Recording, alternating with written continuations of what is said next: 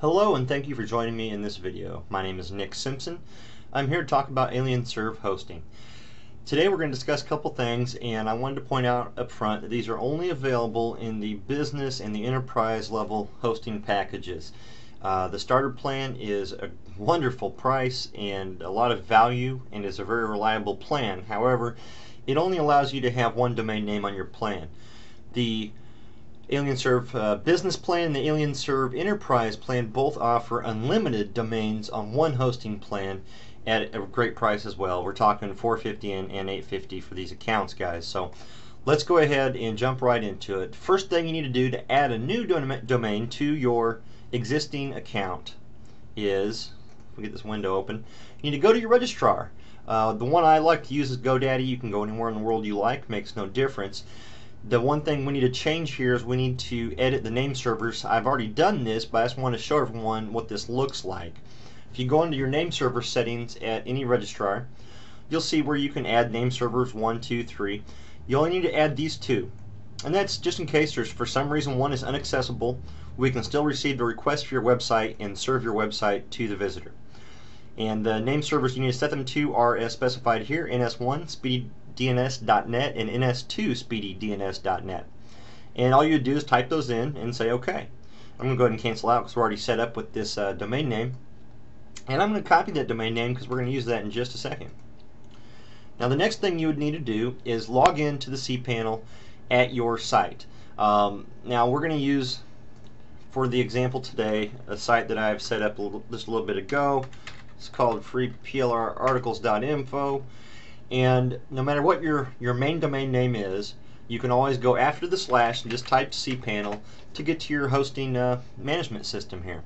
And there's a lot of things you can change in here, but to add a new domain, if you scroll down to where it says domains and click add on domain, this is going to give you the capability to add another domain, or actually as many as you would like in this case. So the new domain name you would just simply paste in there,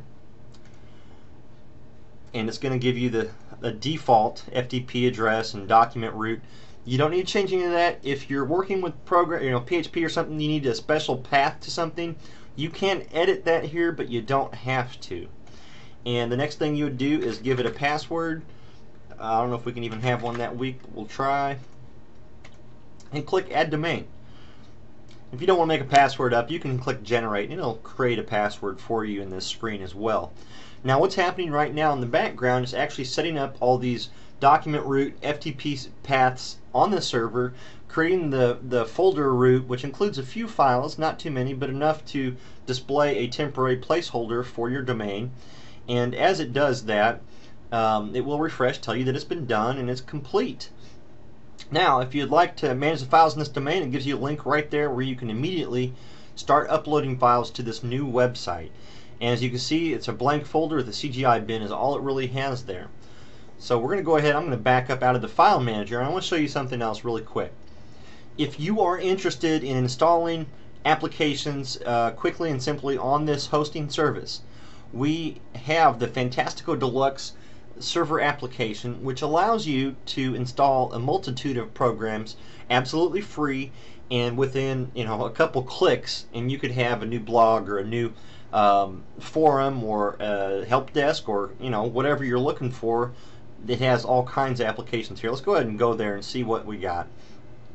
Okay, as you can see, there's 3 different blogging platforms here. Content management, we got the newest version of Joomla, Mambo, they got Drupal on there, all kinds of stuff. Customer relations, help desks, frequently asked questions, hosting, billing. There's just all kinds of project management software, site builders. If you like wiki stuff, there's a couple apps that'll do that, and some just various other scripts and language packs as well. But I wanted to show you, if you were interested in installing, we'll say WordPress for the example, it doesn't make a difference. The same thing will hold true with all of these programs you can install for free here. But what happens is, now that we've set up the secondary domain, we're going to see some new options in here.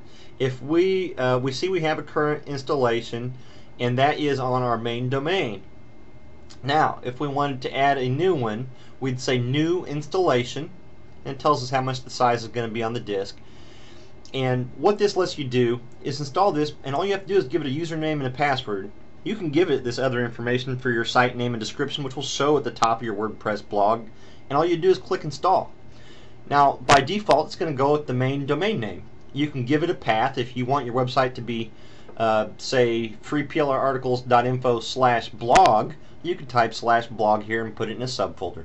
But here's what I want you to see is now we have multiple sites we can add in here. We have freedealoftheday.info, which is the site we just added. So now we can install directly to that website, to that domain name, from this same control panel. It's a single login, and you can access and manage all of your domains in one place. And that's all we have for this video. If you would like to know more about what we have to offer, please come visit us over at AlienServ.com.